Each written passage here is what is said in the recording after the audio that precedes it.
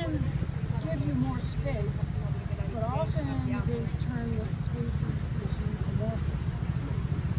It's much more articulate.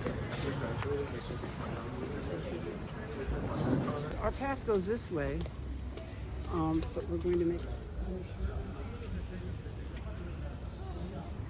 We're going to have a break in a moment, but before we do that, let's find where we are. We are about to enter into Piazza Santa Maria in Trastevere, more or less the midpoint. It has some interesting features, this piazza. One of them is, you look over there, it has a great point.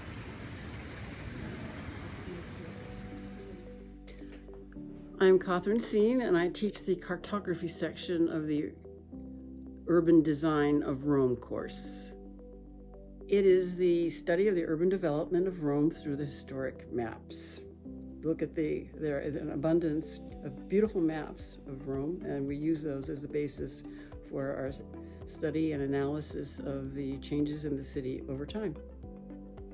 Years and years and years ago, when my husband Alan Ceen first got together with Romolo, Alan had for years, and I myself too, been teaching a traditional chronological architectural history of Rome. But Alan was intensely interested and passionate about studying the maps and, as you can see, collecting them. And he and Romolo got this idea of basing the course on walks through the city using the maps. And so it changed from being a monument-oriented course, a monument-focused course, to one which was focused on pathways through the city. He realized that understanding the city through pathways and routes rather than individual monuments told us a lot about how the city developed.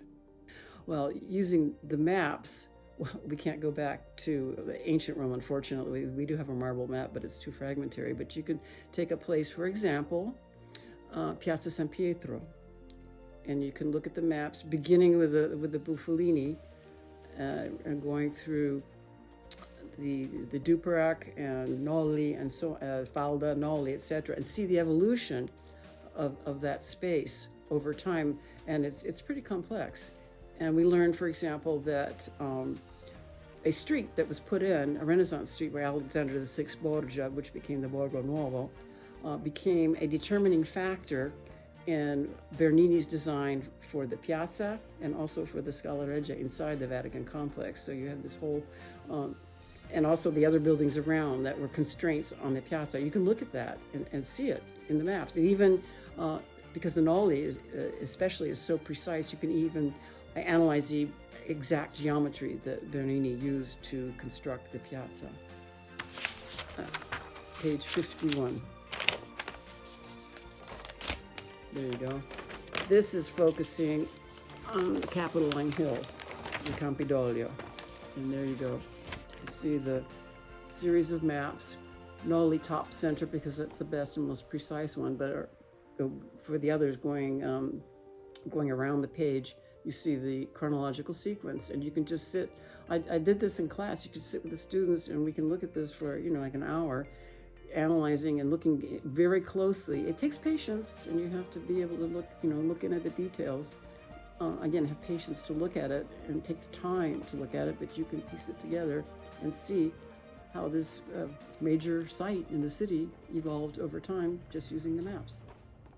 I hope that the lesson to be learned from the examples I was just giving is how these things evolved over time, and the architects, the great ones, Bernini, Michelangelo, there's another, Pietro da Cortona, how they had to study very carefully what was there already, or what had been there before, and grow from that to learn what had already been put in place and to move with what was already there.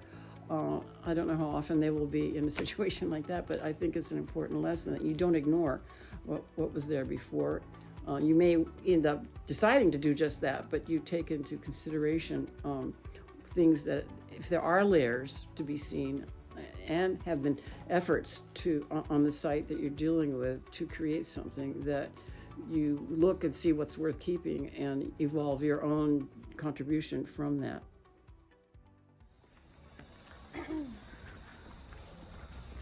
pretty